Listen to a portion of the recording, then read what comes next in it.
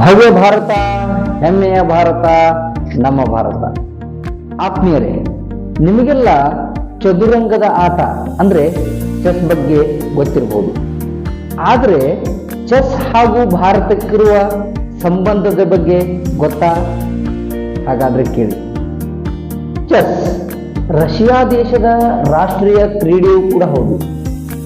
6ನೇ ಶತಮಾನದಲ್ಲಿ ಗುಪ್ತ ರಾಜವಂಶದವರ ಕಾಲದಲ್ಲಿ ಈ ಚದುರಂಗದ ಆಟ ಆಡಲಾಗ್ತಿತ್ತು.